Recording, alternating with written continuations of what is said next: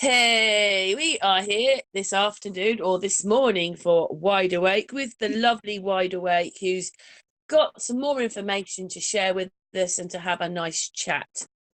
Hello, Wide Awake. How are you, my darling? Hello, Karen. I'm It's doing. always strange that, isn't it? The hello. We've already said hello, but for the hangout, hello. Yeah, I almost forgot to say hello. I got to say hello back to you and the audience. Uh, Hey, what have you been doing in this last few weeks then? just waiting to see if we all got deleted, but they went That's after. January. It's January the 1st or the 10th or something.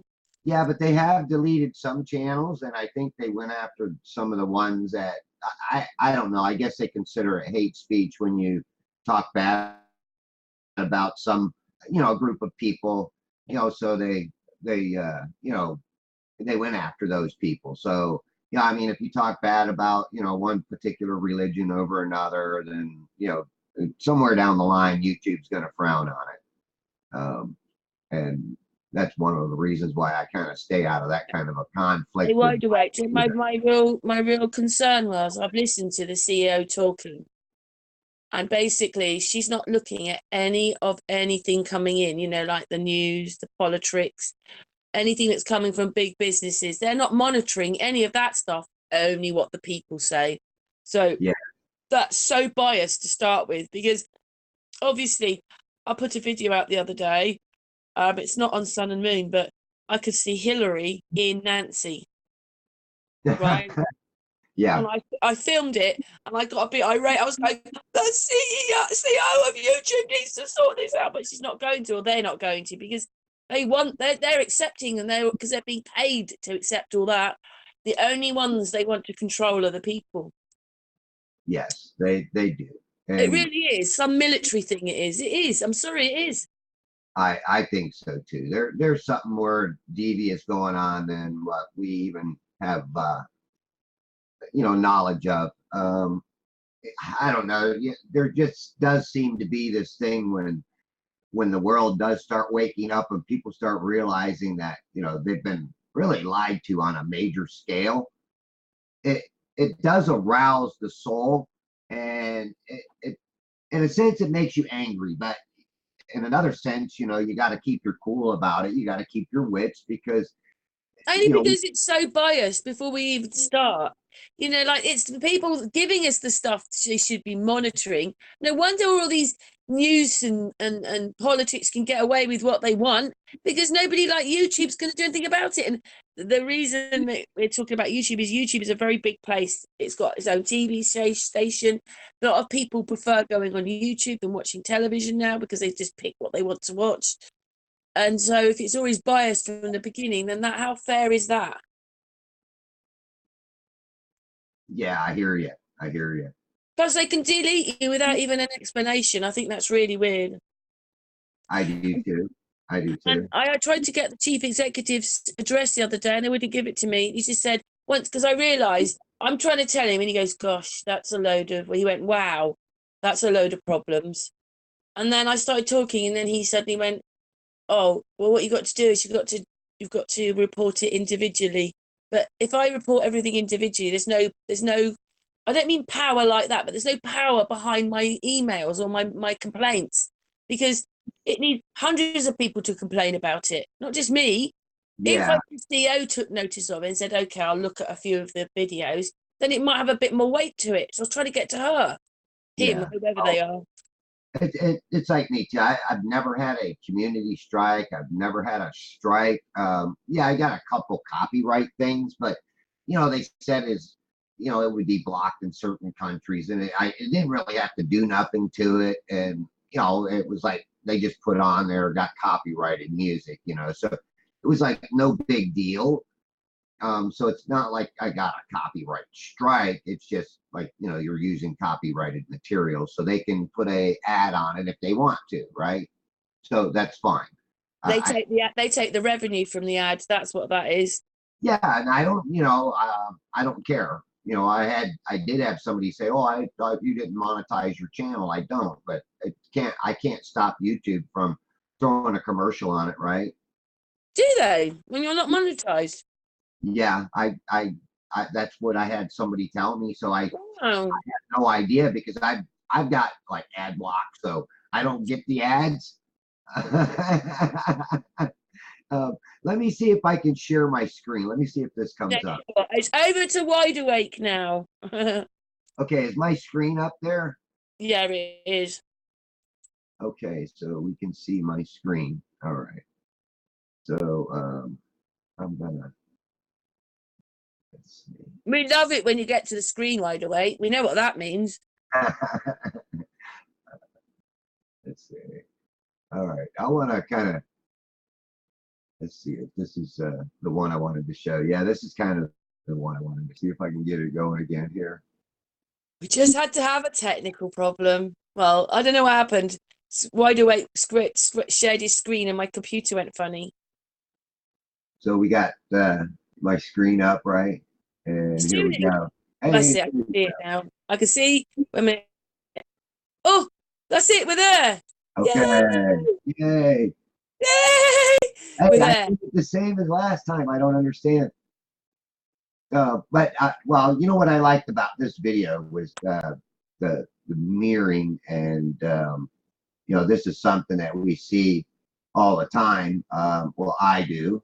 Sometimes when you're looking at it with your eyes, you don't quite see this the same. But You know what, Wide Awake? You can almost, when you with that cloud, see the corridor effect on it, can't you? Because it goes across. It looks like it's going down, but of course it's not. That's just the corridor effect.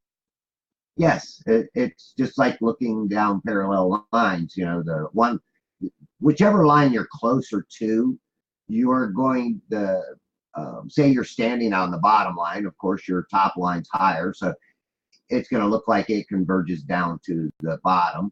Okay, much faster than your floor rising to your eye level. Just as you hooked into that sun, by the way, I can see all those little things that come off the sun. Those little arkings, like in the water. Yeah, and you know, this is where I can understand why people get kind of confused. You know, they think, you know, the sun's the clouds are behind the sun, but really it's just that the sun is just so bright. It's burning through those thin layers. Okay, and we're not looking at the bottom of clouds here.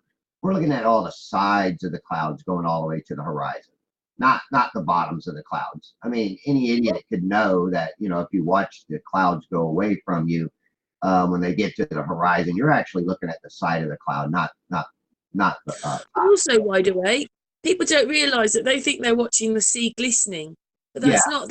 There are little electric arkings as well on the water. Oh, you should see one I've got where I did it with 120 frames per second, because it goes when you put the P1000 on 125 frames per second, it actually puts it in slow motion. Like a 7-minute video is like 29 minutes, but it does give you a different outlook on the way that water actually reflects the water, and your refraction is upward, not downward. I mean, you're not, you know, refraction is light reflecting off of an object. So it's just reflecting. It's not pulling jack up from behind the curve. You know, I mean, that's the biggest misconception that science makes a claim on is, you know, saying You that know what? As well behind the curve. as you're filming this, that bird rack, you know, nothing changes, does it? You can just see the odd little wave go across it, and that No, thing's right out there with waves and things. And I here's the just think it's thing. incredible that we see it and what the camera does, to be honest, to see Here's it. the thing. Is this thing has 7 slots on it. There's supposed to be 7 slots. Well, this is being mirrored right here. You can obviously tell because of this and this. This is being mirrored. So all of this part here that's being mirrored, it's just like taking a mirror and laying it from here to here on a slight angle, say a 2-degree angle. So all of this behind this is all being hidden within that mirroring. But see, that mirroring actually goes up past or over the top of this. And this could be actually being stretched upward too. because of magnification. So this might not be the real position or the real actual object or the bird rack, because I know that this is the Bayport bird rack. I film it, over and over and over. And I've actually been out there and I counted these. I measured it. It was like 12 foot tall, 14 foot tall, something like that. And then it had the light on top of it, which was another 2 foot up. So these are all between 14 and 16 feet, all of these racks. Some are a little skinnier than others, but they're all approximately the same height. And I filmed Cutter's Rock out at 11 miles, and I'll show you some pictures of that. But here's where, I always look at this. This looks like where everything's converging, right, on this line. And this is why I like this one, is because you'll start seeing the sun really start just being distorted right at the very bottom here at a certain point. And that's where I think that right here, see how this thing starts to warp at the bottom? So it's actually starting to stretch, just like you go into a That is weird when that happens, though, isn't it? Oh yeah, and that's your I was amazed when I watched that arcing. So right here is actually really the horizon line is up actually above this thing. It's right up in here. Okay, this kind of gives you the impression it might be a little lower, but I still think that this, because it's in that mirror, it's getting displaced a little bit because it's heavily mirrored. It's heavily distorted. Okay, but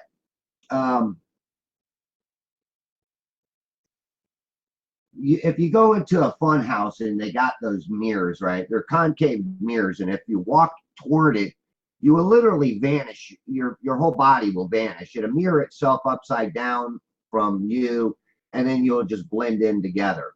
In other words, you're blending your own self-image into itself to a point where it vanishes. I watched this show. It's called Dark on Netflix, and people are like, "Oh, you still watch it?" Yeah, I do, because sometimes I swear they put stuff in there as a hint, and if you're not watching, you're not seeing this hint that they're giving you. But anyhow, in this show Dark, they have some of these mirrorings in the introduction to the movie or the videos, right? It's a series. There's this mirroring thing that they do, and it's pretty obvious to me that this is the same effect that we're getting out here on this horizon, is the same effect. It's just vanishing into its own reflection. Now, watch his boat. Okay. Oh, it goes behind the sun. No, it's not going behind the sun. The sun's just so bright, it's just burning through. If I had a filter on it, you probably might be able to see it, but not always. And then you see it exit off to the side. But that boat didn't go behind the sun. That's why I say the clouds aren't going behind the sun either. But later on, I actually follow this boat. This is just a quick little 46-second video. I didn't like where I was at or setting or something, so I zoom back in on it. But this is where, the Globers will say, see, that's going over the curve, and this is refraction pulling this all up, and it's a superior mirage and everything. No, this thing is just in that mirroring, just that concave mirroring that the atmosphere actually creates. By the way, do you know something? I was like, because I zoom and slow footage down now and on the other channel, I wasn't doing it to try and find any mistakes with you, but I was just looking to see what it looked like zoomed in from my point of view, zooming in on your on the hangout that we did, because obviously I record them, and I couldn't believe it that arcing in the water to us looks like a reflection of the sun not upside down, but mirroring it. But when you zoom in, everything is straight lines to the sun. It's all that what looks like a curve is a straight line. Yes, yes, it is a straight line all the way out It's there. the way I was like, oh my, because you think it's a circle or semicircle, but it's not.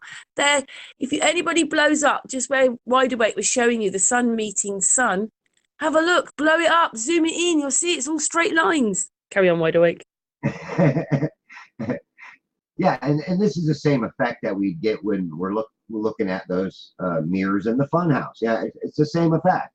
Now I've also seen where these same objects get stretched upward, or even the Fata Morgana, which I probably might throw in a quick video on that, and kind of show you that. But here's kind of what I was getting at is, see, you start seeing the clouds just mirroring themselves perfectly here. Look at it. Look at these clouds. I mean, you can draw a line through there practically, but Oh, I see. Because I've told you about here. Robert before. Yeah. He's done loads of work, and you could always see the clouds mirroring. I hadn't really thought about it like that. And look at that bird flying just above the water. He vanishes, or these other birds, they vanish into the water and just totally disappear into that mirror. It is like an atmospheric mirror, and it is actually causing a rise up. Okay. And I don't want to say refraction, because it isn't refraction. It's the light reflecting up with the water in the atmosphere, right? And water conditions in the air, evaporation rate. It creates this raised up mirror appearance, right? It's an illusion that causes things to vanish within its own reflection. It's like it's compressing the horizon and the floor all together into a mirror effect all the way across. And that's what, science, I think if some of these scientists that wrote about mirages and mirroring and all this stuff back in the day had the technology that we got, I mean, they might not come up with what they wrote years ago. I mean, even look at this, the whole sky mirrors in the water, right? So it's just an extension of everything just mirroring itself all the way out. Hey, Wide Awake, can I ask you something? That is something that's missing from, I mean, I know in the 1800s, they're always filming, people, aren't they? Always filming them in streets and that, but you never see them filming, you never actually see any blue sky or any clouds, but you never see them filming over the sun or anything, do you? Or over the sea in those videos. No, not you really. think that someone would want to do that, wouldn't you? Yes. Yeah, they're very freaky, those videos. I think they're covering up. They're trying to pretend there's millions of us, but there wasn't. Yeah. That's what those videos are about. So we go from this kind of a day, right, to let's see, let me pick out a day that's fairly close. Do you think that's really weird that you don't see any footage of them taking pictures of the sun or anything? And then we can go out on a day like this, and this was pretty interesting if this is the right one. I catch these boats, right? And I know these boats right here, these big shrimp boats and crab boats, they come out of Hernando Beach. Okay, Hernando Beach channel from Pine Island. Actually, I had my navigation map out, checking the distances to some of these, the channels and whatnot. And from Pine Island to the Bill Watts, it's actually 4.3 miles, somewhere in that range. It could be a little bit more, could be a little less. I mean, when you're trying to measure on a navigation map, it's not the easiest thing to do. And then I had to convert it from navigation or nautical miles into statute miles to get the right thing. But I'm watching these boats come across, right?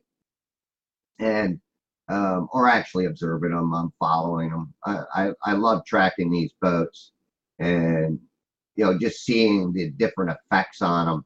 And I mean, this ain't the first time that I've caught this effect that you will see here, but you can actually see how the water is starting. These guys are not quite in the mirroring area yet. They're on the verge of the mirroring zone, what I call the mirroring zone. And you see this light just above the water, how that little haze, that distortion, that's actually what's creating the rest of that mirroring effect that occurs further out, above the visible water. But see, these guys are almost in it because they start looking like they're gonna, go below the curvature, right? That's what they tell us. It goes below the curvature. But you can see how big these boats are. I mean, because I'm, again, zoomed in at 125 times zoom. And then you can see this mirroring on the Whoa, horizon. that's an amazing one. Wide And awake. That looks like that's amazing. That looks like the clouds are on the water. yes, and you can see the Right. mirroring. You can see the mirroring here is compressed now. This is all being compressed now this time. It's like the top is being stretched up and the bottom is being compressed down. And that's these effects that you get with those mirroring sheets, or these magnification sheets that you buy. I mean, what's cool is I've been taking one of them and holding it up in front of my screen, and seeing the effects that it does as I pull it back and forth away from me. And it's pretty interesting that I'm seeing what I actually see in film out on the water, where one of the biggest ones I do is the Crystal River Power Plant, which hopefully I can show some pictures. The Crystal River Power Plant is 27 miles away, and I've taken pictures at 30 inches and even as low as 4 inches of it, and pretty much catch quite a bit of it in my footage or in my pictures. And you see this boat right here. He's much, much closer, and he's in a kayak. This is like a little kayak. But look at the size of him. And then think about a guy walking out on the back of his boat, how big he would be. Okay. So you can see the perspective distance that's between that boat and these boats. Here's where see this mirroring line started right here. Look how these boats just. That was amazing. The canoe. He looks so clear. Oh yeah, it is. It's very clear, and that's really what's hard to do, is actually get a clear vision when things are in these mirroring zones. But what it is sometimes it's highly distorted too. And when you get that distortion, I mean, here I got good visibility, but see how it comes back out of the mirroring zone? But look at this water that's right here below it. It's clear. It's like a glass, right? But you can see the mirroring of the boat. But now the boat's not like, it's like back on top of the water. It's not being pulled into that mirroring effect. And these are like little details that I try to Can show. I ask you something as you're there with that? Why does it appear that the boat, I mean, to me, it's straight across, but could you just explain that bit when, you're standing here and everything looks slightly raised up, but it's not really? Right. Well, this line right here, this distorted line where the water looks like it ends, that is actually sometimes waves, little swells, right? And it's all being distorted right here. So there's waves lapping up at this boat because I'm only able to resolve this portion right here. Okay, if I was able to resolve it and it was much clearer and my visibility was better and I didn't have this mirroring effect occurring, I would see this water extending even further out. Okay, and that's one of the things people say, well, what do you mean? You see this boat getting cut off by the water right here. No, it's being blocked out by the visible wave or the visible swell, and also the distortion line that's right there. Okay. Um, and that's why I've kind of picked out certain videos to kind of show, because I just kind of thought if I show these different effects that are occurring, maybe people would say, "Woo, wow, really? He's right. There is water further out there." And as I zoom back, you can see how far out these boats are, and that wasn't even fully zoomed back. I could not see those boats really much with my actual eyes. This is the thing. What you see with your eyes isn't always what you see with these cameras. With my eyes, these just look like a little grain it looks like a little grain of sand rolling across the water with my eyes. That's what this looks like. And on some days, if this background was really, really bright, I wouldn't even see that with my eyes. I mean, What's your favourite background then for shooting Wide Awake? having a little bit of clouds out there, filtered light. If you've got a real thin layer of clouds, and it's keeping the temperature down and the evaporation rate from occurring, because that's what you're seeing right in here is a lot of evaporated water that's actually creating that mirroring effect. It literally is. It's creating a mirroring effect, and it's an angled mirror effect. It's angling upward. Like I said, it's like leaning a mirror up against a wall on a 2-degree angle and then getting back away and looking at it. I mean, look at this bird right here. I mean, look at the size of that bird compared to that bow. I mean, that bird is actually being magnified too, because that bird should not be that big, or it's being compressed, all of this up here. It's just like in the mirrors, the compression. And I can always tell when these boats are moving at me or moving directly across. Like this one's moving kind of directly across, because you see the angles of the boat itself. When it's moving away from you on an angle, which this next boat might show it, because I think it's moving on a different angle. You got to think, when you're standing out there prospectively, everything that goes across the horizon looks like it's riding on this, going directly out in front of you.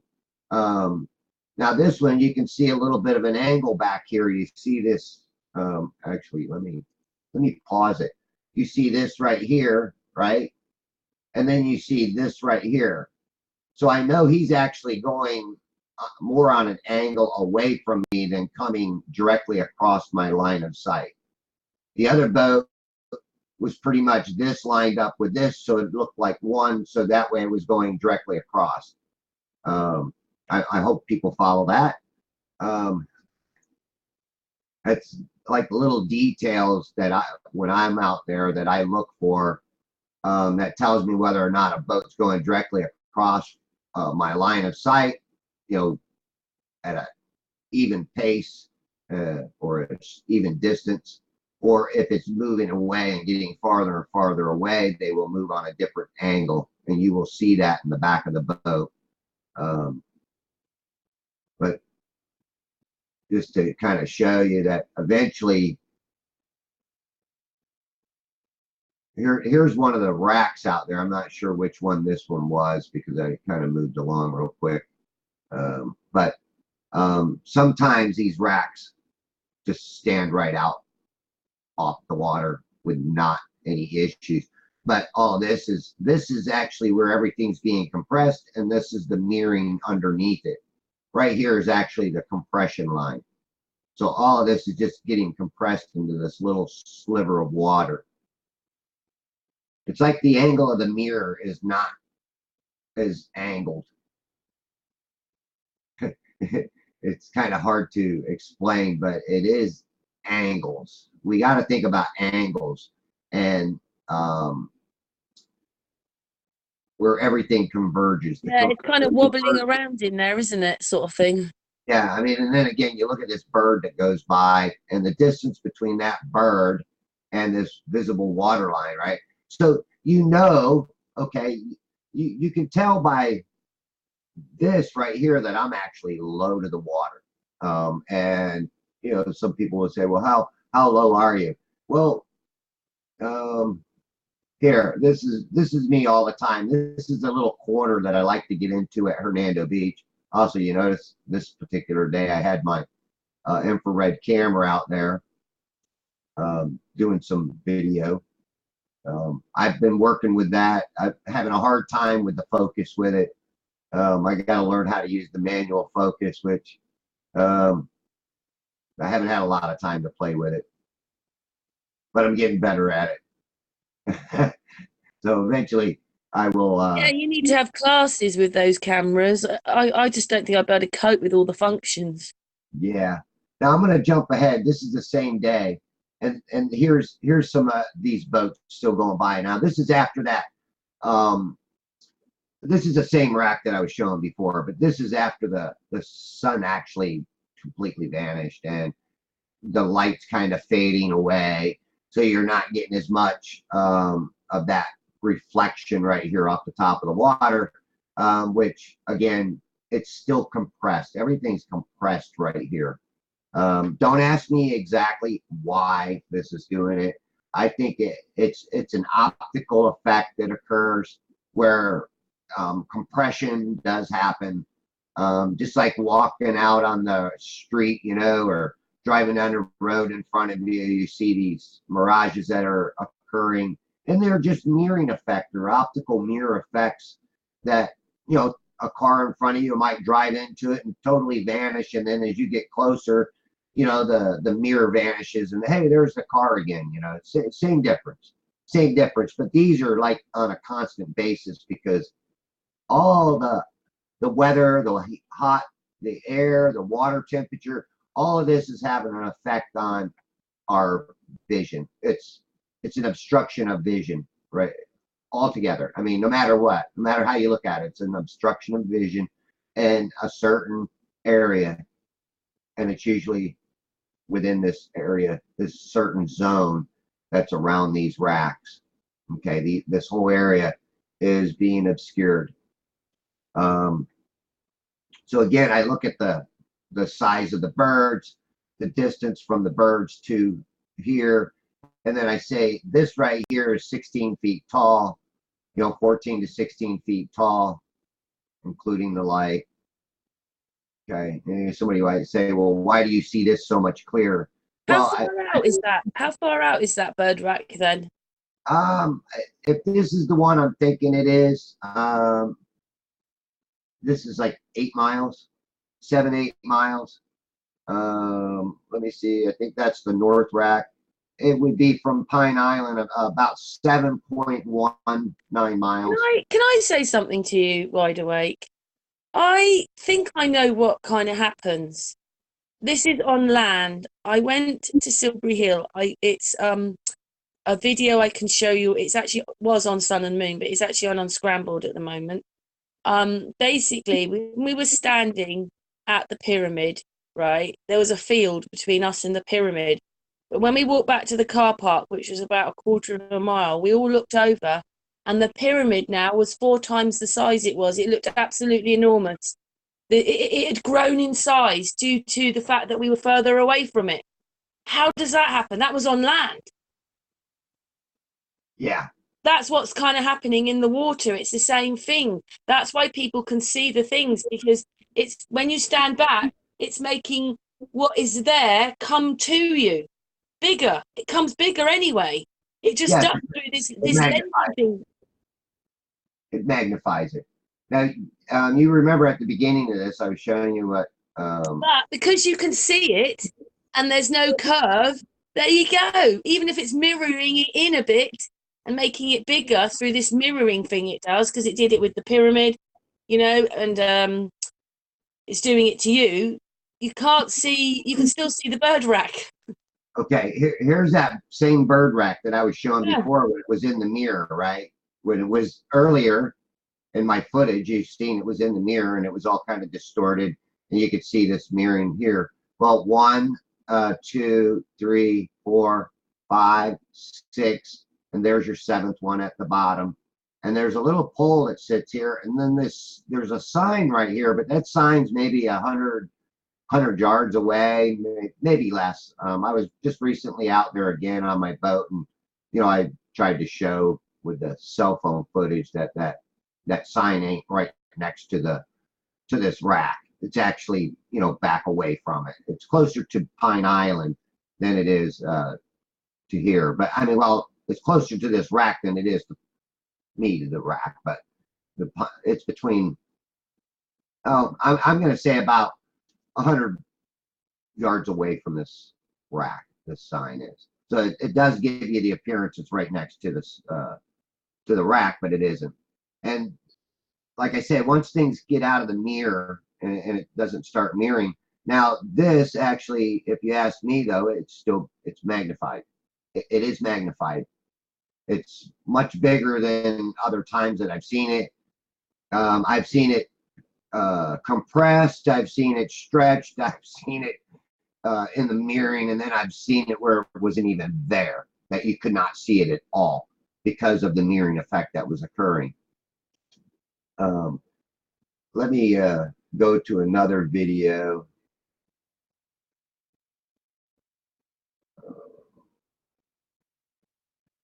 Go to one that's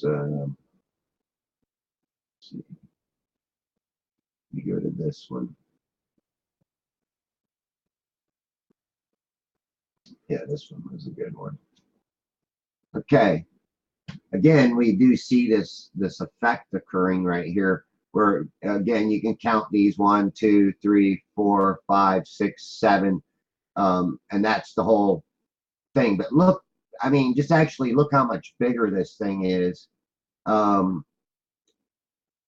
mean, how big it looks. I mean, this is being magnified. Everything's being pulled in and drawn into me. Again, you know, But it's somebody still might say, flat well, behind it, isn't it, Wide Awake? Even if it's pulling it in, you can still see it's flat behind. yeah, and actually, again, I say that, you know, the water line should be up here, but because this is being magnified this particular day, I think everything's being compressed behind it. So this is here, and here's this boat that's well behind this raft, but look how much bigger it looks, and that's what gives us these false impressions sometimes on how big these objects actually are. And look at this boat coming in from offshore. I mean, he's coming in on a totally different angle, but he's way out there. He's much further out there, but his boat looks big, right?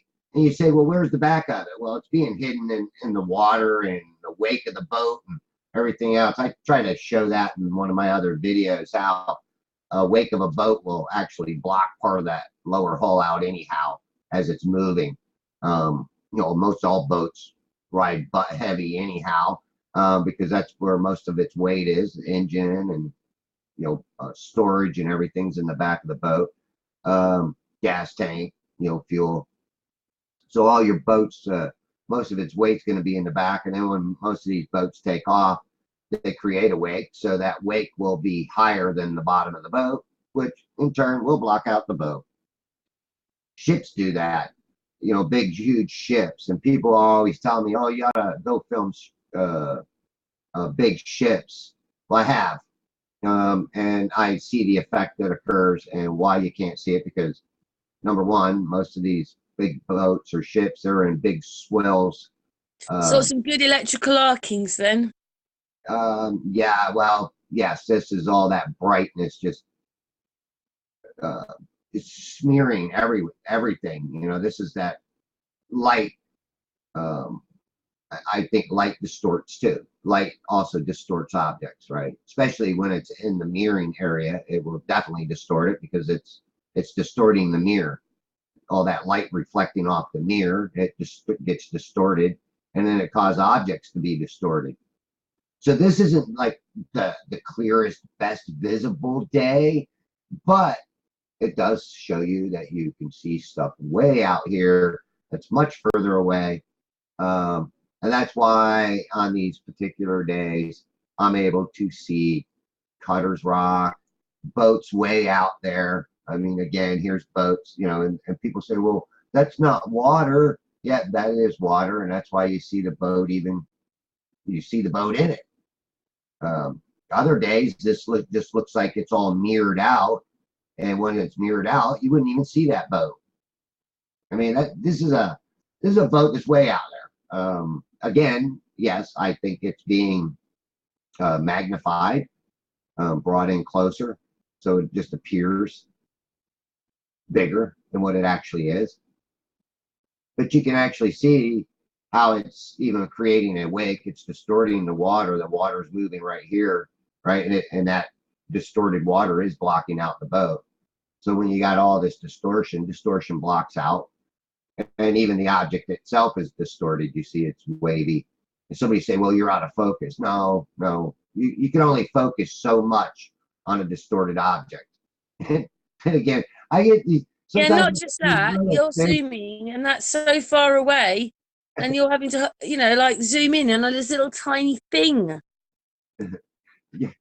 And what's funny too, sometimes I get these little fish that jump up in between me and a boat, and I say, "Look at the fish that jumped out of the water is as big as this boat," or a bird, will be up closer, and the bird will look as big as the boat, and that's funny.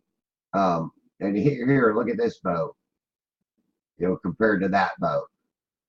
I mean, this boat definitely is being magnified because again, I'm looking at this thing at 4 miles away, and this boat has to be, much further. Here's a boat that's kind of like he's kind of getting mirrored a little bit because he's in some calmer water right here. So this calmer water is actually starting to reflect the boat. See how it's reflecting it underneath?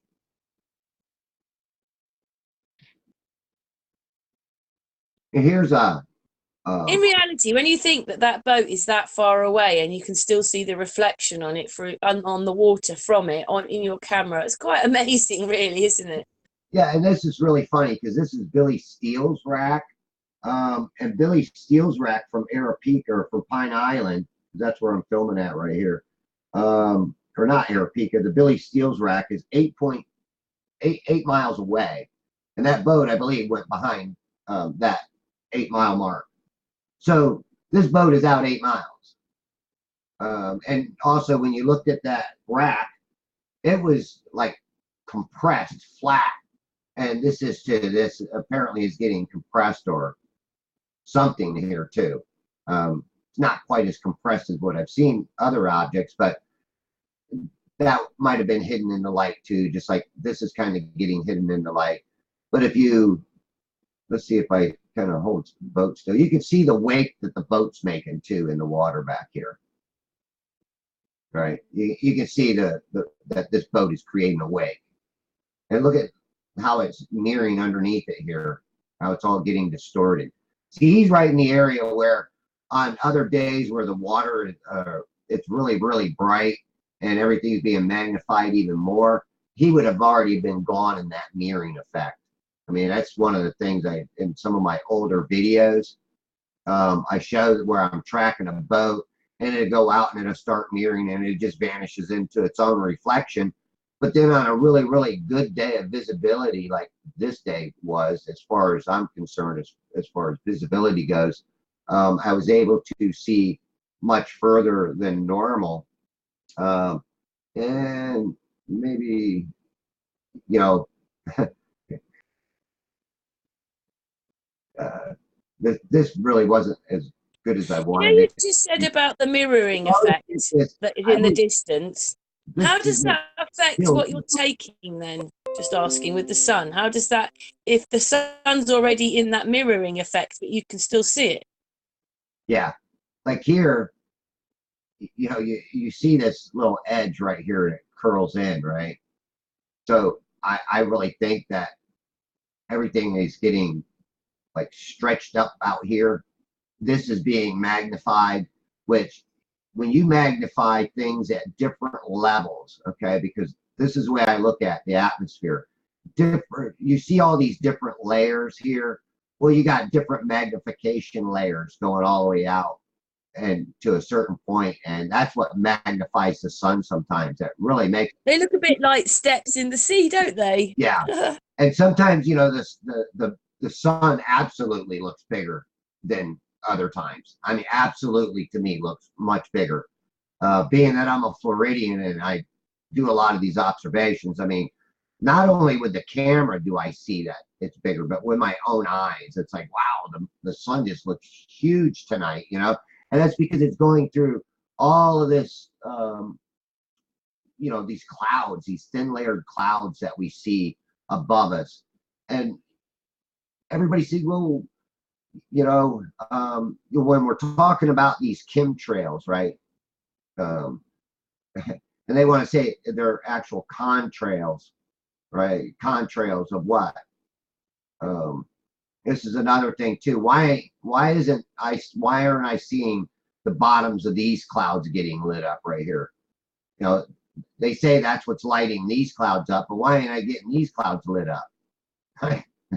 Because the convergence of everything is occurring right in here, right? Everything's converging, so it's crushing, it's obstructing our vision all in this particular area right here. Okay, right in this. I mean, you can take a gap right there out of there and say that's where all the obstruction is being compressed. All your information that your camera would pick up is all being compressed and compact right here due to that mirroring effect, because these clouds are being mirrored, and that's why you're not going to get that sunlight through there. Other times I've had where there's been like a little break on the horizon, and yes, you will get that sunlight coming through, casting through. Here's, I mean, you look back here and you see these bird racks, right? And here's a boat. There's a boat to the right of it. If I'm not mistaken, this is Cutter's Rock. And Cutter's Rock is 11 miles, a little over 11 miles. Mine says when I measured it with my on my navigation map that it's 11 and a half miles. Taboo Conspiracy did it, you know, through the coordinates. He says it's 11.22 miles, which, hey, I'd give or take a few, you know, half a mile or whatever. But obviously, this thing's in an area where everything's being distorted. Okay, and you see that boat when it got right in front or behind. I couldn't tell you whether that boat went behind that rack or in front of it. But you see how that it's all being distorted. And that's that light in the mirror, okay, in the mirroring that's causing this. And it's all this light being reflected or refracted off the water. So it's not causing this thing to arise. I mean, it's not causing it to come up from behind any curvature. It's just causing it to be distorted, because other days I get some really killer pictures of it. Let me just pull up a couple of these. This is this was just the Bayport one. And I was showing how, all right, you see the light on the top, you see the mirror light where it hits the water underneath it.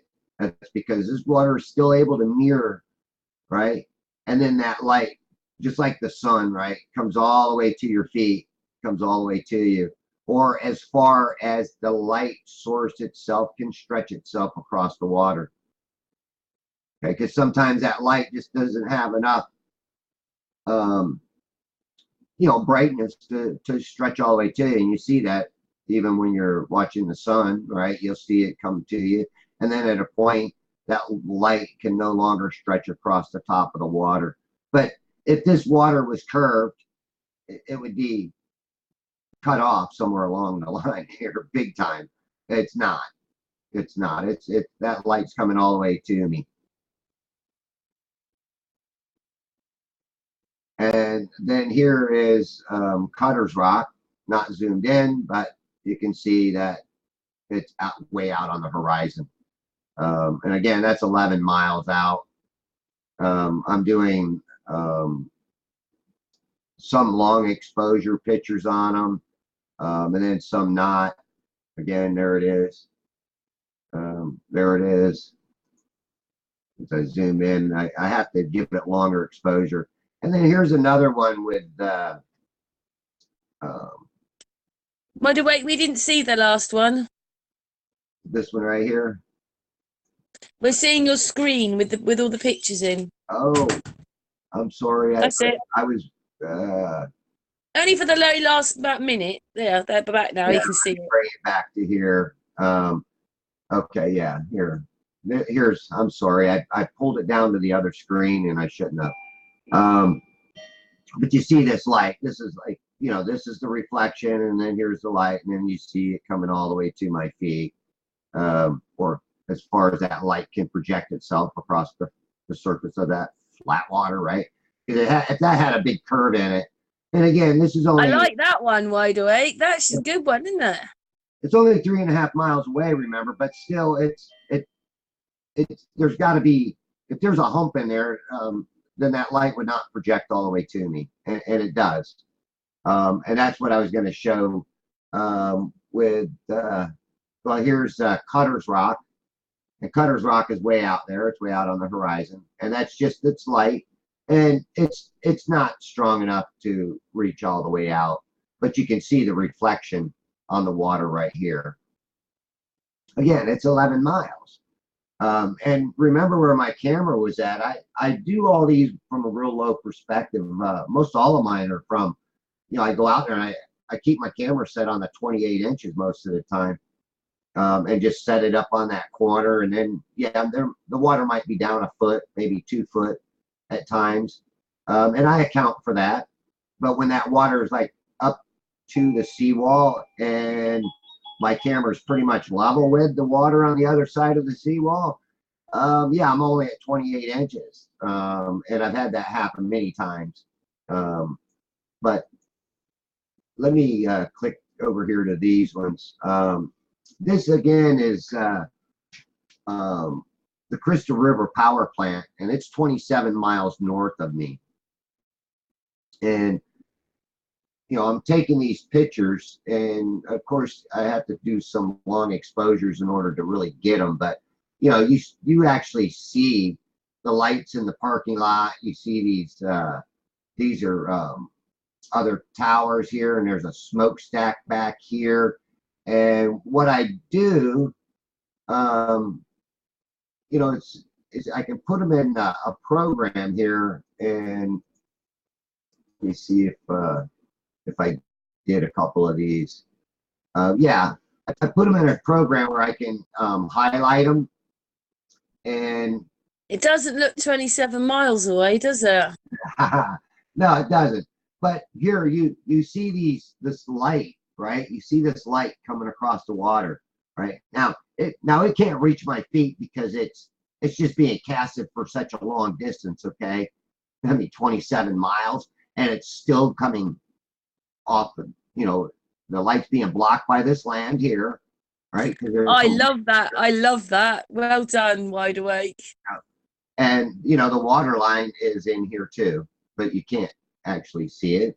But I put them in these programs and I highlight them.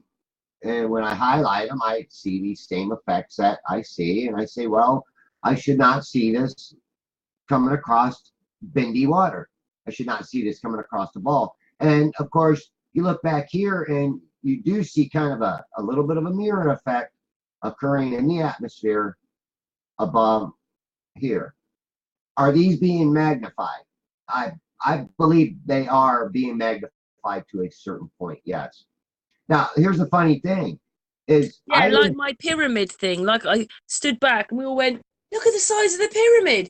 It made the pyramid, it made it enormous to what it was. Yeah, when you walked to the fence, which is about, say, a quarter of a mile away, you could then see, once you got to the fence, that the pyramid was over there across the field. Yeah, in the car park, it was like, wow, any bigger, it's going to fall on us. It just grown enormously in such a short distance. Now, here's another thing, too. You look at this other tower back here, right? This is one of the cooler towers, right? It's a cooling tower. And it's got, this little funky deal going on here. Well, this is where I think that mirroring line is. This might be back a little bit further, but this is where the mirroring line is on that object. Here's the mirroring line here that you see. Okay. So this mirroring line is blocking out some of that horizon. That's what this mirror line does. It blocks out some of the horizon. It compresses it and pushes this down, and it hides everything that's beyond it. And that's why to my other pictures that I have, let me just, let me go back. This is a 4 terabyte hard drive up here. You can see it's a 4 terabyte hard drive. And this one's almost full. This was the last one I bought. Started using it. And March, and it's almost full. So you can see how much I go out and do observations, crazy stuff, but that ain't what I was looking for. I'm amazed you can find anything, because when you're doing it, you remember where they are, but about a week later, when you've done more, you don't always remember where you put everything. Yeah.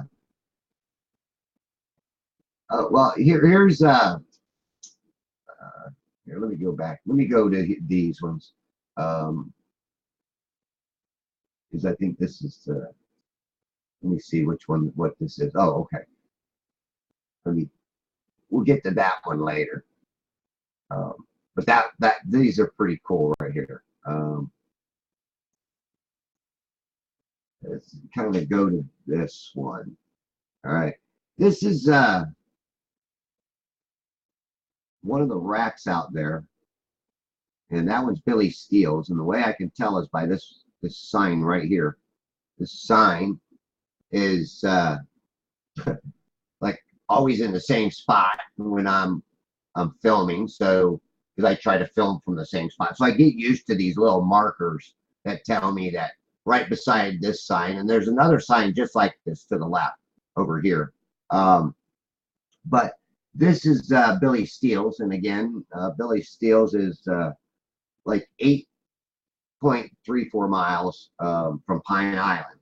We just say 8. 8 miles is a good round figure, but you can kind of see it is a little on the compressed side.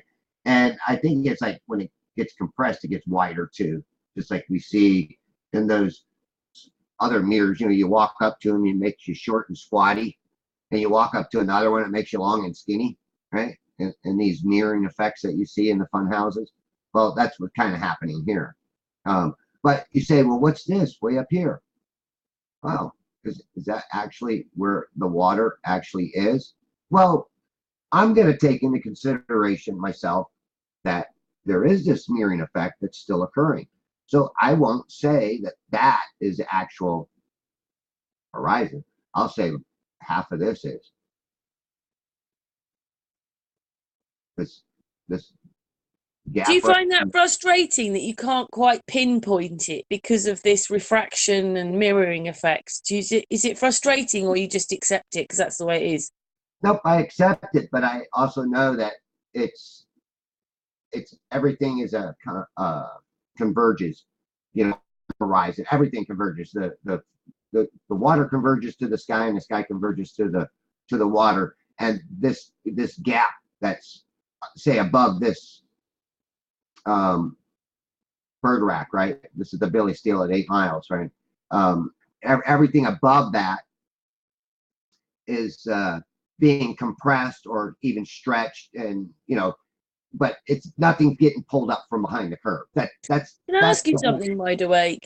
The bit where it looks like there's steps in the sea, why is there a line across there and different water? It's actually stiller this side of it. When you think that starts, well, I suppose it's miles out, isn't it? But what's that then to people who are watching that step? Let's say that let's say that this right here is the water line. Okay, this is eye level. Wherever you're at, it's eye level. And you'd say, well, hey, you only got your camera up 28 inches. Wouldn't you be just 28 inches off of this? Well, no, because if the Bayport bird rack was sitting here and I was at full zoom on it, and I looked at where eye level would be on it, it would be at a different height, right? And two, am I looking at a magnified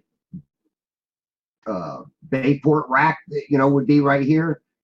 Yeah, I think so. So basically, that stepped bit in the water is just because that's how much water is compressed. Yes. And I think that if you look at this dark spot right here, this is actually a mirroring of this up here, right here. This is the little dark, but because of the way that light's traveling, it makes this look a little darker than this. In the same way here, you got this occurring here, but it's different lighting, because lighting also, I've gone out there and had the way the light was hitting the water on the horizon, it almost made it look like a V, like everything was V coming out. And in a sense, it is. We see in a 360 circle, right? We see in a 360. So we are seeing an arc, even though we don't actually see it. There is an arc out there, right? But we see in just this short portion, and it's always flat. It's always flat with convergence and perspective because we're low to the water, right? Especially my camera, because I'm always keeping it low. Somebody would say, well, how could you resolve water way out there? It's there, but most of the time it's being obscured from all of us. Most of the time, you would not even see this frac, especially with heavy mirroring, high atmospheric conditions, and people don't like that. I like to use the word water condition or weather conditions too, because the weather conditions include the evaporation rate above the water. Because where does the most evaporation rate happen? I mean, you're boiling water on the stove. Where do you see the steam? Just above the water, right? So on days where I have high evaporating water, I never see this right here. This I wouldn't even see it at all, or it'd be so distorted you wouldn't even know what you're looking at. Can I ask you something? You said that line where your cursor is, where it looks like steps in the water, is the compressed water. But why does it do it there? Because that water is so flat to that like step a bit. Sometimes this is where the current runs. The current moves, or it could be where there's a little bit of a wind pattern, and it is causing little waves and swells right here. Yeah, little waves and swells. I've seen that. And then you got this where the water is real calm further out, or it's because of my angle, right? I can no longer resolve these little swells. All right, that's another way I look at it. But we do always see these. Well, I do at certain times, all depending on the way the light's hitting the water. You'll see these levels. And yes, I do believe that sometimes what we're seeing is like the swells or the water actually moving from the wind. If you look at some of my other videos where I actually zoom back and you can see the reflection in front of me off the calm water, you see a little further out the wind's blowing. It distorts that reflection, but you still see the reflection of the sky in it, but it's a distorted reflection. You also think that's the currents in the water as well. I mean, that's amazing, isn't it, that they're going across there? Yeah. And not further in, if you know what I mean. Wow, it's like, wow. Karen, I'm a fisherman too, and I tell you, I've been out on the water where you'll come across areas where it's so calm. It's like riding over on smooth snow. Your boat is like just flying right along. It's like you're not hitting no waves, no swells, no bumps. Your boat ain't banging up and down. You're just gliding right across it. And then all of a sudden you come across this area where there's a little deeper water, and the water may be moving in that area because the water's deeper. And that's how the water comes into these low-lying areas, the shallow water, right? It comes into the deep channels and then it floods it. And then it starts filling in all the little gaps and all the little potholes, right? If you ever watch a tide go way out and come back in, you notice how it just fills in all the little low spots first, right? It's just the way water works. It fills in and levels itself out. It's a great little device for leveling, right? They've been using it for centuries. How to level a building, use water level. So water is level when undisturbed. There was even an article I read about ancient Egyptians using water levels really to level the pyramids, when they were building the pyramids, because they needed a level surface to build it on. So they supposedly leveled it using water. Now, this is a boat that's way out there. And again, is this all water out here? No, I'm again thinking that there's some mirroring going on right here, and this is in my limitation, right? This may be being magnified, and that's one of the things that these guys that do observations like me, they should get one of them magnifying lenses and place it in front of their screen. And you might, I mean, some people might get the wrong impression about, well, on one part of it, it makes it look like everything's being stretched or something. Anyhow, play around with that thing and you'll start seeing some interesting effects too, just by using one of them in front of your own computer screen. Or if somebody with a phone, you could do it with a phone with a smaller piece too. If you're watching stuff on a phone. But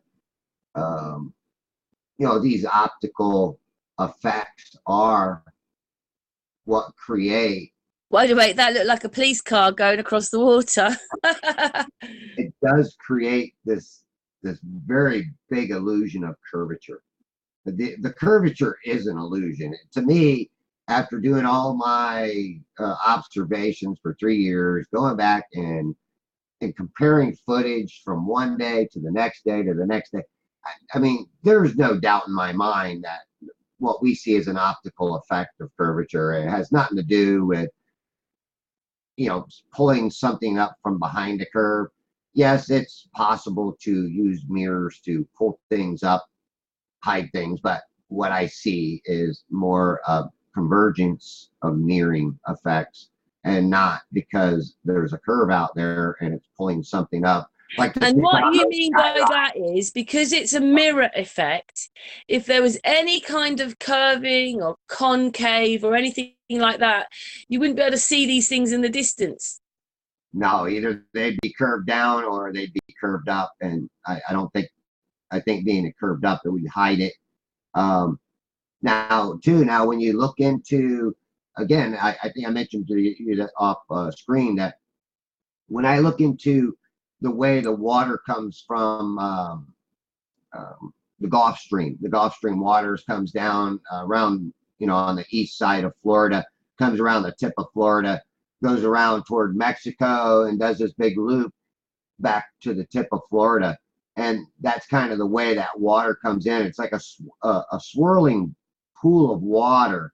Now winds, and the way the tides come in is they do come out of the north more, because again, I've been up north of me, and you look at the tides there and they're different than the tides down here in Hernando.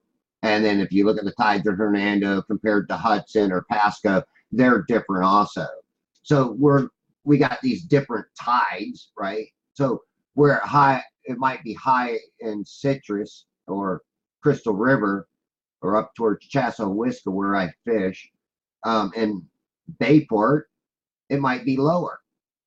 So, it does cause this a different effect when you're looking across the water, because the water is lower here than it is where you're at. So you're actually having to look almost downward in a sense, right? If you get my drift, and that's what a lot of people don't take into consideration, is the movement of that water, the tides. And I've been paying attention to the tides, the way the water moves and the way it compresses, all these optical effects that occur. And that's why I like these pictures right here, because it really does give you that sense of where that horizon actually is. It's just like I say, this is the Bayport Rack. So in a sense, the mirroring effect where the horizon is sort of fools you a bit, or can fool you. Yes.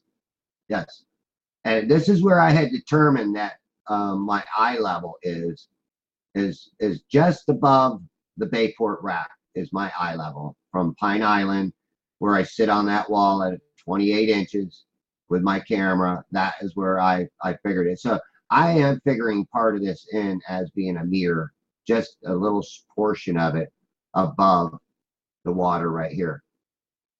But you always have to apply, when you're thinking about it, if people don't quite get it, is the corridor effect is also happening in that picture. Yes. Now, could I be I'm wrong? keeping up, wide awake. I'm keeping up with the master photographer. Can I, not be certain that this is my eye level? Well, it very well could be. Again, I'm using a level with my virtual horizon on my camera to determine where my horizon line is, right? Or my eye level to my camera. Okay. And somebody say, well, why hang it down here? Because your camera would be at 28 inches, you'd be here. But due to perspective, if I was looking here, I would actually be looking down. Okay, because the objects are going to get smaller the further away they get.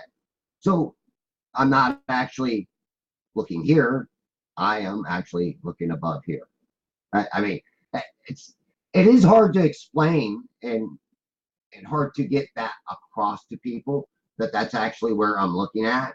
For my eye level is right there.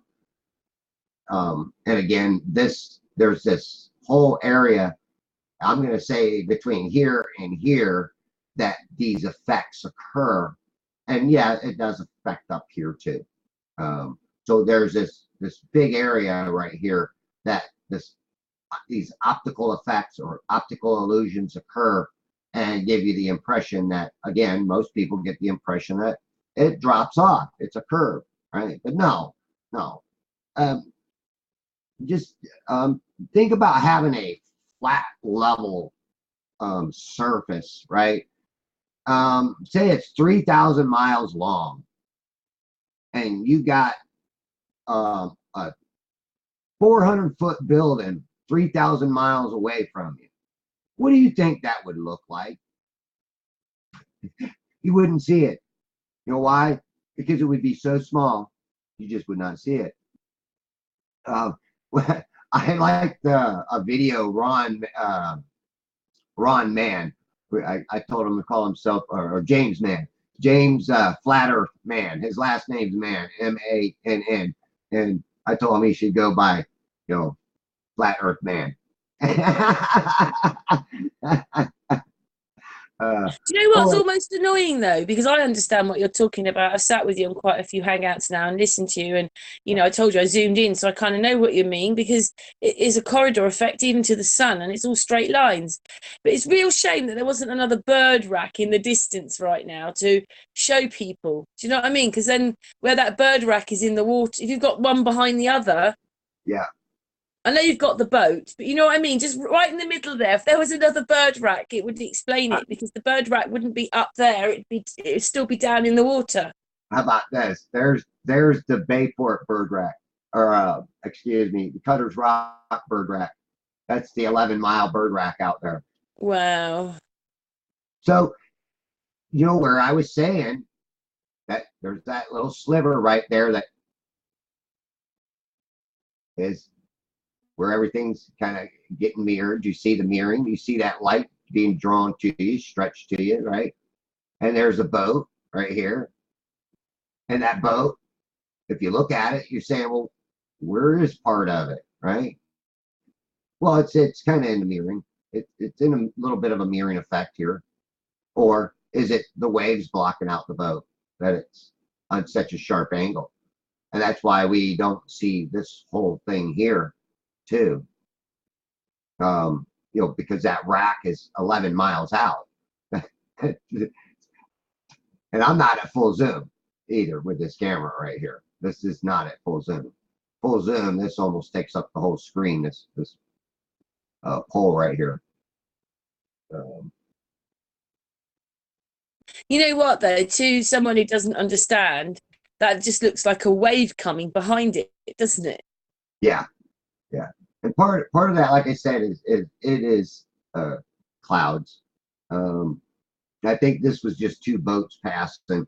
What's the best time for you to actually like capture this whole thing? Like, is it better without the sun? Is it better with? Well, the with sun causes another mirroring, doesn't it? And more mirroring. But Yeah. like, when's the best time to actually catch that slide across the water? Well, when I'm out here, I'm right. I get out there hour and a half, sometimes 2 hours before the sun departure. And then I stay out there maybe an hour afterwards, sometimes maybe longer. depending on if I see some interesting stars that I want to shoot too. I mean, The people who don't get it though, Wide Awake, they've got to put the corridor effect in, because they're going, well, why aren't the clouds stuck up in the sky? Why isn't everything up there then if it's flat?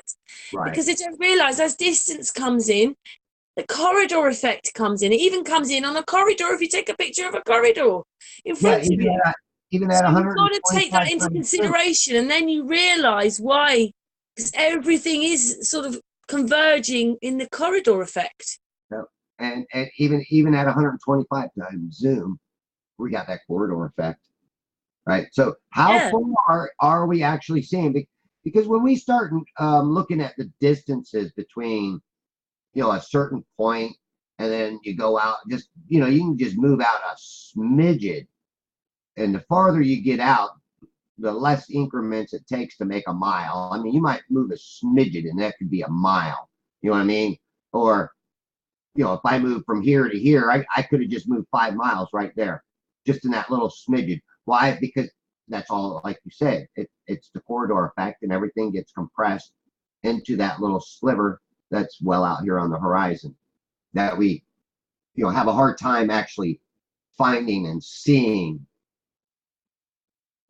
And that's why I like doing these long exposure pictures.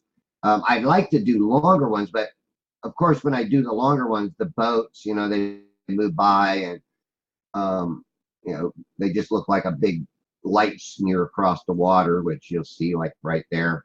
But Wow, what's that?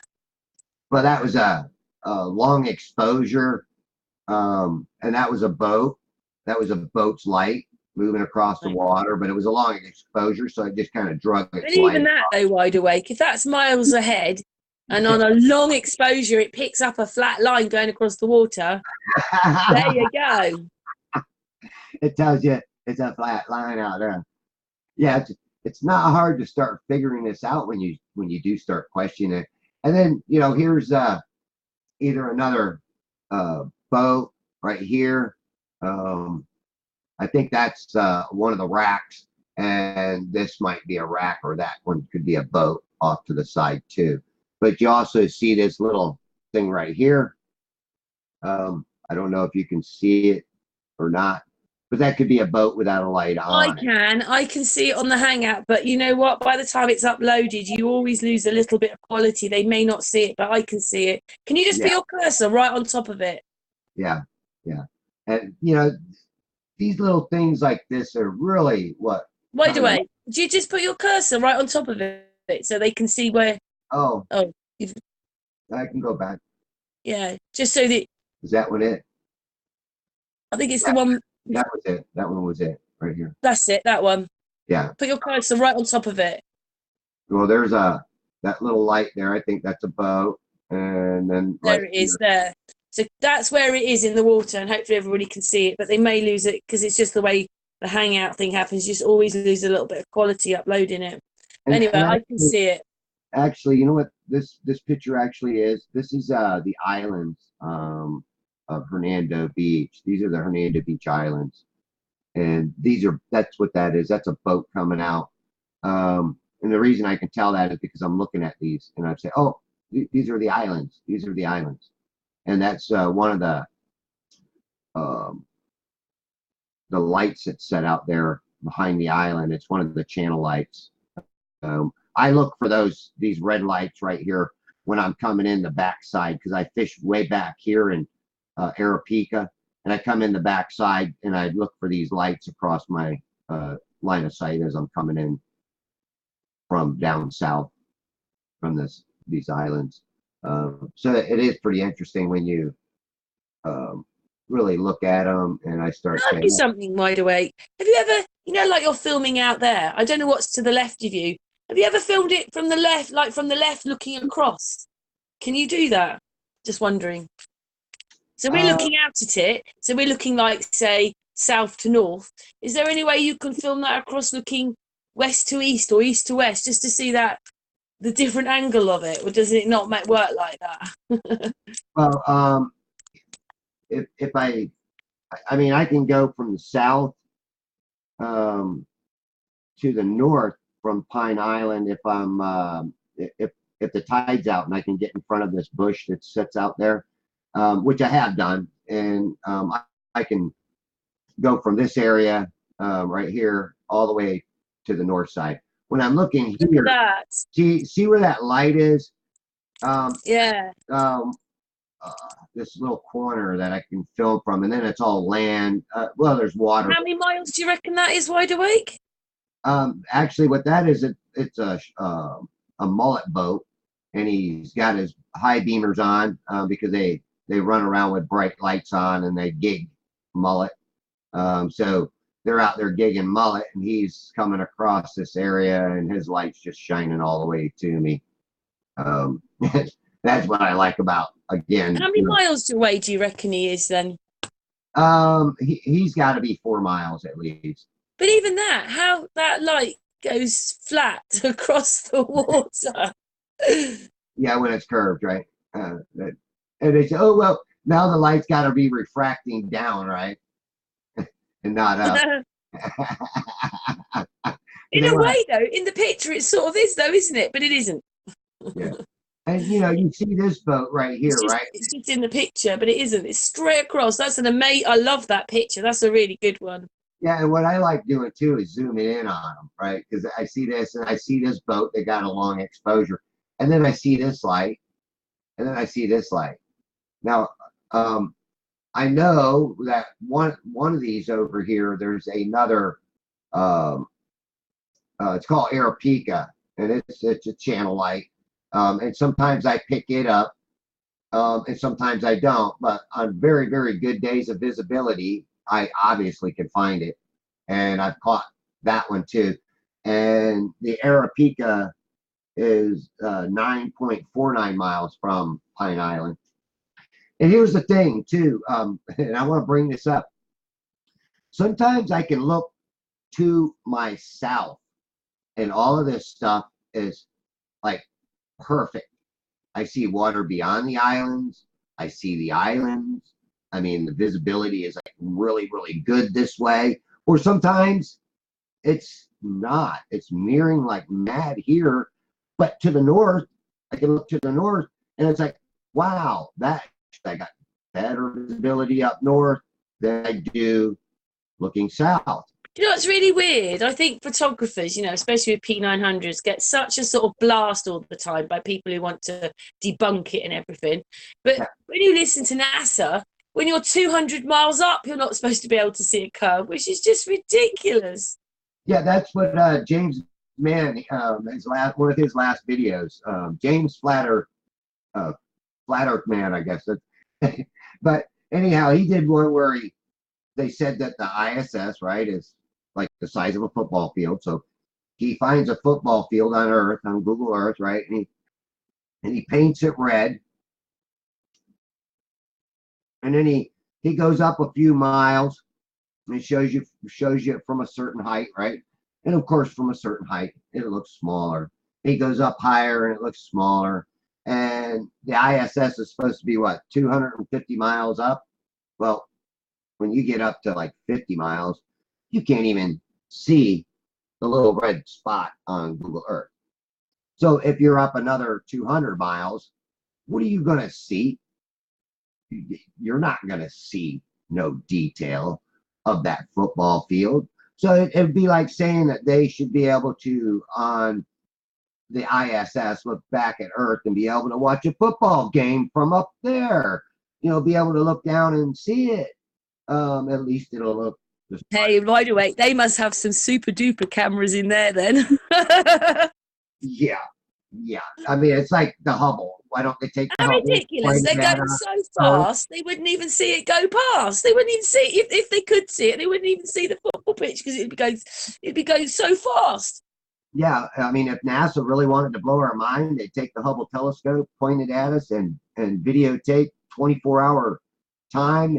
They could zoom in on a football field, right, with that Hubble, and we could watch the Earth spin away as they were watching the field go by, right? If they really, really wanted to prove the Earth is what's spinning and it's not the sky that's moving, that it's Earth, right? They could do that, but We Yeah, don't we're spinning, but look at the water. exactly, It especially ain't my water. moving. At. See, I'm on the west coast of Florida, so I'm in this area where we have real shallow water. They say on an average, if you want to go 20 miles, get 20 foot of water, you got to go 20 miles offshore because it only goes down about a foot per mile as far as depth wise. On a low tide, when I'm at Pine Island, you can walk out miles and miles and miles offshore. I mean, you might not want to the way they drive airboats nowadays. You might get run over by an airboat because they do run across the mud sometimes when it's soupy enough. But um, again, the water tides come in across that. It's always just filling in all the little gaps until it's all filled back up again. But these low tides, I've been out where the wind has come out of the east. Okay, I was in a fishing tournament one year, actually more than once, and we should have learned better the first time. But the wind was blowing real hard out of the east, which literally, because we were going to have a low tide anyhow, it literally blew the water out so far. I woke up in the middle of the night and cast my pole out and heard thump. And I turned on my big, spotlight that I got in the boat, and all I could see was mud for as far as that light would shine. There was no water out there. And come morning, the wind was still blowing. We got up, and my boat was literally stuck in the mud. We were flat in the mud, in the flats, and that's what we call this. This is the flats. We fish the flats in our flats boats. uh, Very funny. no, again, when I go out there and I do these observations, and it literally blows my mind. Oh, and this is people see that this toroidal effect. I don't know if this is a just a camera artifact or what this is. I brought it up, or Ben did on Taboo Conspiracy, brought this up in a video, made a video about this because I've got a bunch of pictures that I do this to, and I always get. Yeah, is that the camera, or are you picking up what's really there but it's not there? We can't really see it, but it's still there. Yeah, That's what's happening in front of us, but we don't see it quite like that. Yeah, and I enhance the crap out of these to get this to show up. So I'm not making any claim that this is actually anything but a camera artifact, but it is pretty interesting when you get these effects. Um, especially here you got a vortex and a vortex, and then here you got a vortex, and then up here you would have a vortex. So it's like these vortexes all intermingling here together. And some people, oh well, you're showing the simulation. No, get out of here. Also, people don't realize that the water is also electric. It's just a different kind of electric. It's got electricity in it, but we can walk in that one. Exactly. The earth. It doesn't have that doesn't affect us, and I think that's what's causing the the waves and everything, is this electricity in the water. Yes. And then we had and the little sparkings on the water are little electrical, what do you call them, current, like they're little wisps of electricity going everywhere, so people just don't realize how electric everything is. I'm quite surprised we can live here. Yeah, in a sense it is interesting, but remember, we are electric. We are we're electric too, and most people don't know that. Yeah, I did this back in 1130, and when I compare these to some that I did, I think back in I think it was 2017, I went out there and was doing these pictures too. And this might be one from back then. I'm not sure, but no, it's got the stamp on it from when we were out there on the 30th. I go out there to the Hernando Beach Islands, and this is what they call the Hudson Beach condos. This is 10, I'm going to say 10 and a half miles away, where my GPS says we were at. where I mark myself out and measure this. It's about 10.7 miles, but I'm going to say 10 miles, 10 and a half miles. But still, there's actually 9 floors on this building. 1, 2, 3, 4, 5, 6, 7, 8. And the last one is very much compressed. As you look at these floors, right, you see how they get compressed all the way down until you get to the very last one. Now, this is land. Okay, there's some land that sticks out here that actually does block out part of the lower half of this building. There's also a wall that's built across here. And look, you're even seeing the lights that are across the back of this thing. Let me just go back here and see if I've got this one picture. Yeah, we can look at this picture here, and you see how you see this bay. This bay right here is actually, there's more land that comes out this way, and this is just like a big pond, a saltwater pond out in front of these condos. So there's actually this land that circles this right here and then comes in again over this way. But this is there's even a bridge that they got, a little bridge that you can walk over. I got a video that I took. I went down there one day right after, it was in 2017 or 2018. I think I didn't go down there until the new year. But when I go down here or go in there to those Hernando Beach Islands, I'm usually there around this time of the year, because this time of the year is when we get our best visibility. And then let me see if this one kind of, no, this one doesn't really show it either, but you see this wall that's up here too. And you can see that, you know, from this angle, that wall is blocking out some of these lower portions, right? I mean, you go down and you look and you see that it does block it out. So what you're saying is, it's not that there's like a higher level. Some of it's just not happening because at night the wall's there. Right. So when we look at these pictures that I took of where are we at here? Let's go to this one. When you look at these pictures, you can count the 9, and it's always this last portion here that's all being compressed. But actually, now we know that the wall's staggered. If you have a look, you can actually see the wall. Yes. Yes, right here you can see a little portion of it. I think that's the wall. And then again, there's that pond. Okay, again, there's land here in front, and then that pond sets between this land and the buildings. And right here you can see part of that wall. That's part of the wall right there. Yeah, so it's not that he couldn't get to the bottom of the hotel. He can't anyway because there's a wall there. Right. And a lot of times I zoom in a little too much. So I kind of got everything here just with light. But 1, 2, 3, 4, 5, 6, 7, 8, 9. There's your 9th floor right here. And again, you're seeing the lights. These are just you know, like driveway lights that, you know, are sitting out on a, you know, 8-10 foot pole out in the pool area or the deck area behind these buildings. That's what I say. I should not be seeing this at all. Here, the same thing. You know, you're seeing the bottom floor just being compressed.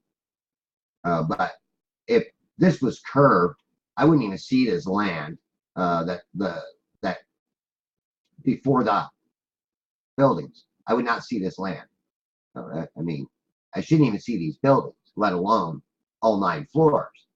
And that's what I was showing in 2017. That also, if we were on this thing that was curving, the buildings would either be going back or forward as well, wouldn't they, in perspective, because everything's going over something. So the buildings would be going away as well, or be going away, wouldn't they? yeah, they would be leaning away, and what would be compressed is the top floors. They would be what we would see being compressed. Just Or don't forget, you're looking at that distance, and this is sitting in that corridor effect still, and you're still able to see that in the corridor effect. and this is why too sometimes boats will, you know, look like they vanish bottom up, is because of that compression. And you know, you're not being able to define it with these optical mirroring effects and light reflection, refraction. You know, reflection and refraction is pretty much the same thing. It obstructs your view when the water is glistening so brightly with the light, and then you got the mirroring effect behind it. It just mirrors that light, and it just goes on and on, you know, all in the background. So everything's hidden. Everything gets hidden within that light too, which is crazy. But there's no doubt, because I watched, you know, you watched the boat go behind the sun. No, it didn't. It just got lost in the light, right? Because if it's something so bright, you can't see through it. I mean, you can't see into it. It blinds you. So yeah, I mean, here I'm even catching this plane going Hey, by. wide awake. Yeah, look, I was just gonna mention that. So, and what's really cool too, here recently, see, well, over here, you see these are houses too that are going down the shoreline beyond here. So these houses are actually further away because they're going down the coastline here. This is the coastline going back. And here over here too, you can see beyond, you can see the tree line beyond these buildings. You see it. I mean, you shouldn't see that. If this earth is curving, I should No, not. and not looking like that, because you can see that the trees are pointing up. They'd be Yeah, leaning back, or it would start blurring or mirroring or bending. It wouldn't be like that. Everything would be bending. yeah. And looky here. What do we got here? Can you see that? Yeah. That is Anclo power plant. That is the actual power plant that normally I can't see any of this because because of these effects, these optical effects that occur. I mean, do you know what's really annoying in a way when I think about this? Whenever they show you on a cartoony version of something going over the curve, they always, it's always bending. Yeah, yeah. They sort of, it wobbles and bends as we go over in a cartoon. So you wouldn't see it like that, would you? It's pointing straight up. No, now those condos are over here to this side. Those condos are back to the west, okay, or the east. Excuse me, that was east.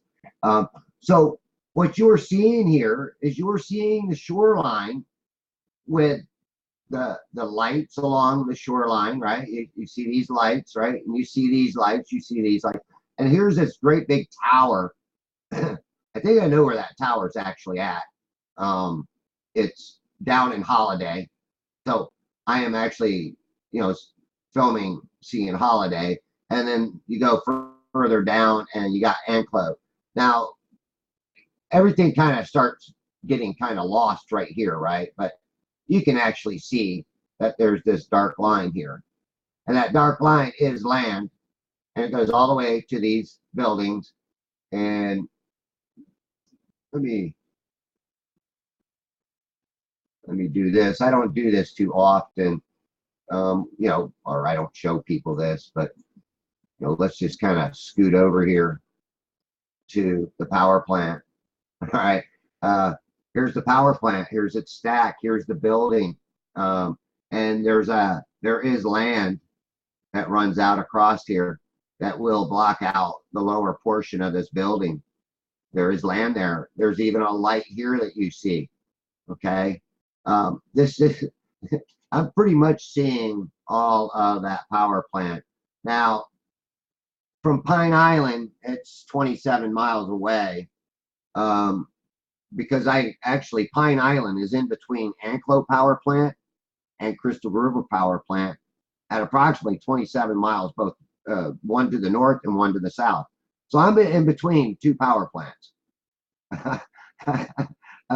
which is strange. But you're looking at this and you see this, right? These are trees that are just so small. We'd never be able to um, resolve this with our own eyes. We'd never be able to resolve that. I don't even think I could resolve this with my own eyes when I was out there. But science wants to tell us that this tower, the building, all this land, right, that's right here, is all being pulled up by this magical force, right, pulled up and brought into our vision. That this is all a mirage, that we're not really seeing this. Don't believe your eyes, right? Don't believe your eyes. Yeah, believe your eyes. This is the power plant. That is the power plant stack. A lot of times what happens is I get mirrored out right around in here, and all of this is all hidden above this. I have pictures of this tower from Pine Island that it actually looks huge. I mean, it looks like it's towering way up high, but it's not. It's being magnified big time, just to give you an idea of how that is. But where was I? Right here? Because I should have just moved it over. Yeah, I kind of highlighted it. Or actually, I think this was the original picture. Or no, I did enhance it. So you see it kind of lit up more red. But it does give you a little different outlook on this horizon line. That's the original picture where you can't see nothing much. Hey, Right? Wide Awake, we've been going for about an hour and 40 minutes. Oh, wow. We've been that long. Oh, it's been amazing. When you're having fun and you're really intrigued, time goes really fast. Yeah, I see that. Is there anything else you want to show us? Because there's Oh, always it's only a pause button with you because you'll be back with other stuff. I love your stuff. yeah. I think there was this, there's this picture in here.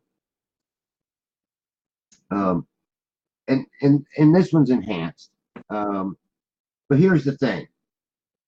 I take this picture. It's a very long exposure. Okay.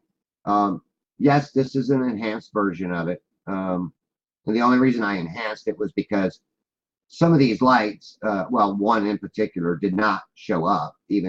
Even this one, when I put it in my program to convert it to make a video, you still cannot see that particular light. If you can Which see one are you it, pointing to? Which one's there? Right. right here, that is Cutter's Rock. This is Bayport. This is Billy Steele's. This one's the Hernando Beach, and that one's Bill Watts. Okay, so you got Bill Watts, Hernando Beach, Billy Steele's, Bayport entrance. You got Cutter's Rock at 11 miles, 11 and a half miles. And then this here is the North Rack. So I've got all 6 of these bird racks in one picture. And you can see how this is just a horizon out here that just keeps going and going and going. So your horizon line is, right here. And of course, I always say that because this particular night, I really, really had excellent visibility. And that's what I love, is when I get one of these nights where the water temperature, the sky temperature, everything Can you is, get that kind of picture in the daytime, or doesn't it work like that? nope, all you get is a big white screen because you're overexposing it. But this is one I like this picture right here, because when I zoom into this boat that moved across the water, right? This boat was moving when I took the picture. Okay. So you actually see its reflection as it was moving across the water. But look how far, I mean, somebody might not realize this, but this is miles that this reflection is stretching in. Right. This is probably 2 miles, if not even more. Could be 2 miles. But this is at 11 miles. This is at 3.5. So I mean, you see the difference. I mean, and the horizon is actually up here. If you drew your straight line, it would be just about above this boat, right there, and above the Bayport raft. Right. So again, these pictures really set me off as far as knowing what I'm looking at. And this is cool too. You see Venus. This was Venus that night, or that may have been. Yeah, I think that was Venus, and then this was Jupiter. But you can see their How long reflection. did how long did it take for this long exposure then? How long did it take for the photograph? Um, the longest one I can take with the P1000, it's approximately two. I think it's almost like a 2-minute exposure. So, So when that I you look can see at how this, much they've moved in 2 minutes then. yes, and this one I don't believe it was a 2-minute long exposure. I think it was less. And again, I kept highlighting them, and you know, here's one where I actually had zoomed in, and that's Cutter's Rock, and you can see its reflection starting to come across the water. And here's Bayport, Wow, I love that one. and it can only go so far, okay, because these lights are only flashing. It's not like the light is on continuously; they're flashing, okay. And that's the same thing here. This is a flashing light, so that light doesn't have that much power to go stretch all the way to my feet. During the day, um, this one does come pretty close to coming. I mean, it's much further down here. I mean, but you can also look at this sign. This sign is only reflecting the light that's in the park behind me. And look at its reflective light. See how it's stretched out? That's just because this is just calm water all right here. That's the reason why this light, as it went across, is just being stretched out. Uh, sometimes I Also, get, there's a difference as well, isn't it? The boat's moving, but the sign isn't. yeah, sometimes I get where you could see a plane flew by. I mean, it flies by like right here. It's like, okay, so that plane's still in the sky, right? Because he's flying up here. So I know that the plane's not going to fly right on the ground, but he will eventually blend in and converge to the ground. No matter what, wherever that ground is, he's going to blend in and converge eventually, if his light or the light of that vehicle can shine that far. And that's one thing too. I zoom in on some of these planes that fly by where I'm at, and it freaks me out because it's like, wow, they're just a little smidgen of a dot on my camera, but I'm actually seeing the plane, and I'm going, wow, how far away does that plane? How far away can that plane be? Man, that plane has to be 50, 100 miles away. I mean, it's just a little pin dot on a 125 times zoom camera. So I know that these planes are way out there. So we are actually We seeing can much see farther. further in the sky, though, can't we? Obviously, Oh on yeah, land, we've got buildings and whatever, but I mean, because of that reason, but in the sky, you can see for further, can't you? yep. All because of our angle. We got a better angle looking up Yeah. at the sky than we will out across the water, because it's like looking at that tabletop at eye level. All that, the whole surface of that table is all compressed into a little thin line, right? When we bend down and look at just the surface of our tabletop, the lower we get to it. Who was it? Mitchell from Australia did a video with a coin across the top of the table. The coin looked like it vanished into the table, but when he refocused his camera to get rid of the diffraction line, there was the coin. You can literally see the coin sitting on the table, and you can actually see off the table a mirror image of that coin. And those are perfect examples of what occurs out here and on the water on all of these. I mean, you look at this picture, right, and you see this mirror. It's just a solid mirror. I mean, look down here. This is the mirroring of these clouds up here. This cloud here is being mirrored but smeared. You see how it smears across the surface of the water? Same thing. And when we get farther and further out there, everything's still it's You know on what that. I find amazing? If the sun is like, say, further across the sky than your cursor, you know, it's a distance, but it still has this reflection and thing that you can see with you. Yes. I just think that's mind-boggling because it's not even with you, it's over there. Yeah, everything and the clouds and everything's over there, but it's still reflecting in the water. You know what I mean? When you've got enough water and the clouds are there and they go on, and in the reflection, the clouds go on. But they're over there and they're reflecting with you here. Yeah, it's crazy. And then You know what I mean? Though, Wide Awake. That's crazy. I had recently went up there to and put that life preserver up in the tree, and then I went back to Pine Island and videotaped it, and it was obvious that. And then some guy, makes this troll makes a comment like, "Oh, obviously there's, you could see the land being cut off by the water." Well, no, because on other days that I've been there at 28 inches off the water, I can see these islands perfectly. I can actually see the shoreline on these islands perfectly. It's just that that particular day that I went up there, it was on the 30th. We went up there in the afternoon. In the afternoon, there was a lot of mirroring effect occurring. And again, I think that does have something to do with the angle of the light reflecting off the water, the way the light comes in and propagates, causes some of these optical effects that we get. So later on that But it still doesn't take away from the fact that it's flat. right, because later on that day when we went back, we went up there to those islands, and then we came back to the Hernando Beach Islands. We set up our cameras, and I was actually on the Hernando Beach Islands filming Pine Island. I was filming Pine Island. I was doing the opposite of what I usually do.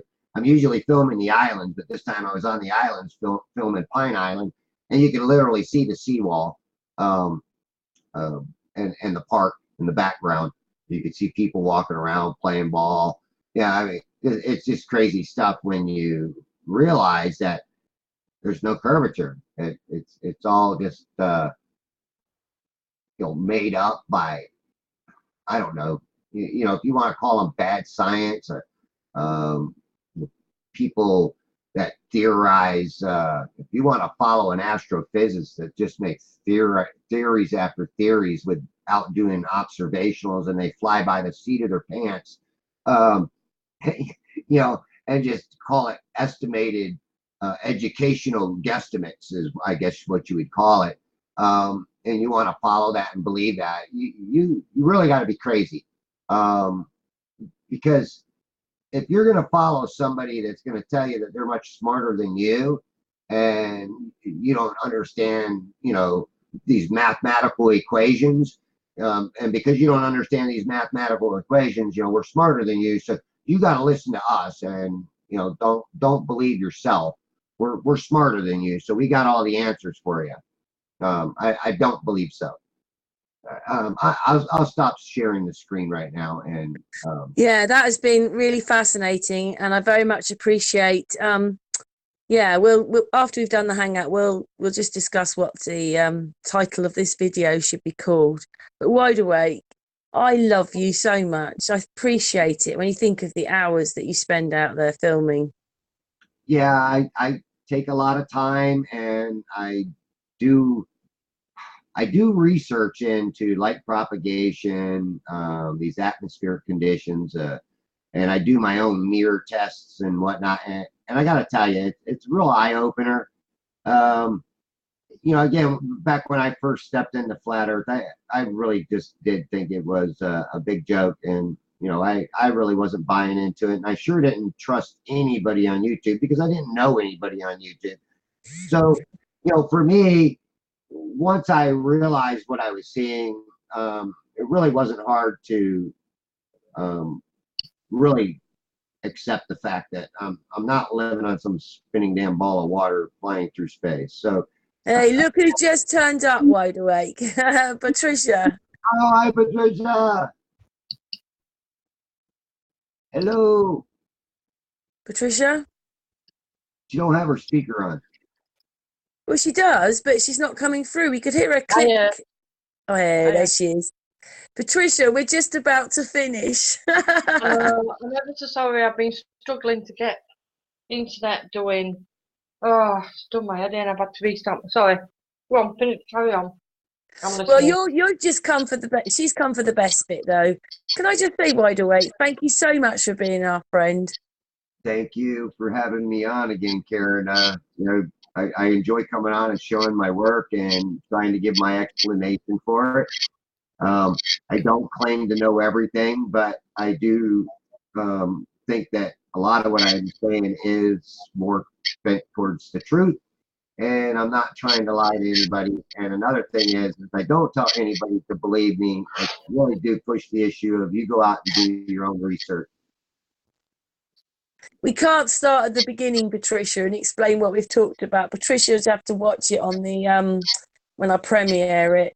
But Patricia's come for the best bit because even though she's short and sweet, but we can talk afterwards. Patricia, what do you say to everyone? Hang on, sorry. Yeah. Hi, wide awake. Hi, Patricia. How are you? I'm good, thanks. You? Oh, hanging in there. We survived the big ass so far. So far. Yeah, we had a problem to start with. My whole computer, well, wide awake put his screen on and my computer froze. So I had to start again, but never mind. Nobody will see that part of it. Wide awake. For the hangout, I'm going to stop the record button in a second, but we'll talk and say goodbye once I've pressed it. But I know Patricia's short and sweet, but Patricia's saying hello and goodbye. I know. I feel like one of the Beatles songs. Patricia? I feel like one of the Beatles songs. You say goodbye and I say hello. But Patricia can talk to wide awake in a minute. Anyway, we're gonna press the button to finish. But Patricia, do you wanna say goodbye? Oh, sorry. Yeah.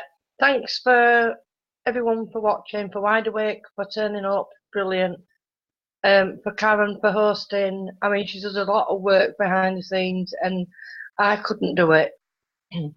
I'm too fickle for that, but she's steadfast. But I just wanted to say I love you all, and I hope you enjoy the hangout and get a lot of information from it. And I love you all. So take care. Oh, bless your cotton socks, Patricia. I love you. And wide awake, thank you so much. And we talk privately anyway, and I love you much. Thank you so much for all your hard work. Thank you, Karen, and much respect for what you're doing. Oh, well, it's goodbye from us, and it's a big mwah. Thank you very much. Bye, everyone. Bye.